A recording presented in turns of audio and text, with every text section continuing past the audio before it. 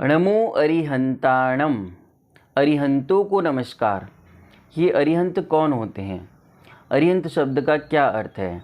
अरिहंत शब्द में दो शब्द हैं, अरि प्लस हंत।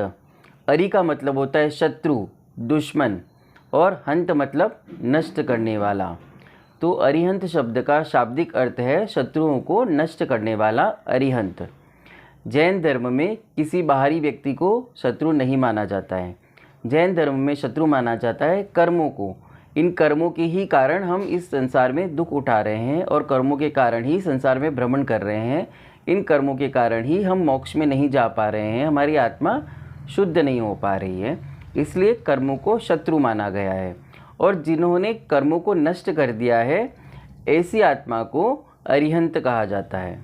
इस संसार में अनंत जीव हैं, अनंत आत्माएं हैं, जो कर्मों के कारण अनादिकाल से इस संसार में भटक रही हैं और इस संसार के दुख उठा रही हैं।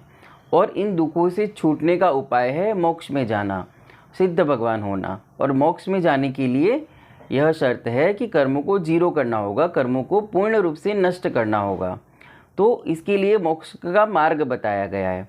मोक्ष का मार्ग है कि पहले महाव्रत धारण करके मुनि दीक्षा लेके कर्मों को आना रोकना होगा, नए कर्मों को बांधना रोकना होगा। तो हमारे मुनिराज महाव्रत धारण करके नए कर्मों को बांधना रोक लेते हैं, नए कर्मों का आना रोक लेते हैं, और तपस्या आदि के द्वारा जो पहले से कर्म कर लिए हैं उन कर्मों को कम करते हुए आगे बढ़ते हैं मोक्ष मार्ग के अंदर। तो मुनिराज जो होते हैं वो कर्मों को नष्ट करते हुए मोक्ष मार्ग में आगे बढ़ते हैं। टोटल 8 कर्म बताए गए हैं: ज्ञानावर्णीय, दर्शनावर्णीय, मोहनीय, अंतराय, आयु, नाम, गोत्र और वेदनीय। तो इन 8 कर्मों में से 4 कर्म जब नष्ट हो जाते हैं तो नेक्स्ट स्टेज आती है अरिहंत अवस्था। मतलब साधु यदि 4 कर्मों को नष्ट कर लेता है, पहले 4 कर्म घातिया कर्म कहलाते हैं, बाद के 4 कर्म अघातिया कर्म कहलाते हैं। 4 घातिया कर्म है ज्ञानावर्णीय, दर्शनावर्णीय, मोहनीय और अंतराय। तो इन 4 कर्मों को नष्ट करने से अरिहंत अवस्था आ जाती है, अरिहंत अवस्था प्रकट हो जाती है। यह जो आत्मा है, प्रत्येक जीव की जो भी आत्मा है वो ज्ञान का पिंड है, उसमें अनंत ज्ञान है। आपकी आत्मा में भी है, मेरी आत्मा में भी है, भगवान की आत्मा में भी है, चींटी की आत्मा में भी है। हर जीव की आत्मा में अनंत ज्ञान भरा हुआ है, वह अनंत ज्ञान से सहित है, वह ज्ञाता दृष्टा है। तो जो ज्ञानावर्णीय कर्म है, जो 4 कर्म बताए उसमें से पहला कर्म है ज्ञानावर्णीय, दूसरा कर्म है दर्शनावर्णीय।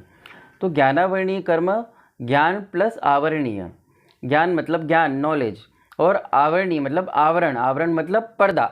ये जो ज्ञानावर्णीय कर्म है, इस कर्म के कारण हम हमारी आत्मा में जो ज्ञान उपलब्ध है उसको प्रकट नहीं कर पा रहे, उस ज्ञान को जान नहीं पा रहे, वह ज्ञान प्रकट रूप में नहीं है। तो जो जीव उस ज्ञानावर्णीय कर्म को नष्ट कर देगा, उनके वो अनंत ज्ञान प्रकट हो जाएगा। तो वैसा ही अरिहंत भगवान के साथ हुआ है। उसी प्रकार दर्शनावर्णीय कर्म, हम जैसे दीवार के आर पार नहीं देख सकते, बहुत दूर तक नहीं देख सकते, ज़्यादा से ज़्यादा 1 किलोमीटर 2 किलोमीटर, उसके आगे नहीं देख सकते, क्योंकि दर्शनावर्णीय कर्म कार्य करता है। बाकी हमारी आत्मा पूरे संसार को एक साथ देख सकती है, एक साथ जान सकती है, ऐसी प्रत्येक आत्मा के अंदर शक्ति है। तो ज्ञानावर्णीय और दर्शनावर्णीय कर्म को नष्ट करने से भगवान को केवल ज्ञान की प्राप्ति हो जाती है। वह केवल ज्ञान कहीं बाहर से नहीं आता, हमारी ही आत्मा के अंदर जो अनंत ज्ञान है वही केवल ज्ञान है, जो प्रकट रूप में आ जाता है तो उसको केवल ज्ञान संज्ञा दी जाती है। तो जिस साधु को केवल ज्ञान हो जाता है, जिस साधु के ज्ञानावर्णीय कर्म और दर्शनावर्णीय कर्म नष्ट हो जाते हैं, ये 4 कर्म जो नष्ट हो जाते हैं, तो उन साधु भगवान की ये नेक्स्ट स्टेज जो कहलाती है उसको अरिहंत अवस्था कहते हैं। और वे अरिहंत जी जो होते हैं वो अपने ज्ञान के बल पर भव्य जीवों को मोक्ष मार्ग का उपदेश देते हैं, उनको हित का उपदेश देते हैं। जब तीर्थंकर अरिहंत अवस्था में आ जाते हैं तो देवता लोग आकर एक समव शरण की रचना करते हैं। समव शरण क्या होता है? एक धर्म सभा। और अरिहंत भगवान उस समव शरण के बीचों बीच में बैठते हैं और उनके सर्वांग से ओम की ध्वनि निकलती है। उससे सभी भव्य जीवों को जो भी उपदेश सुनने आते हैं उनको अपनी अपनी भाषा में मोक्ष मार्ग का उपदेश प्राप्त होता है।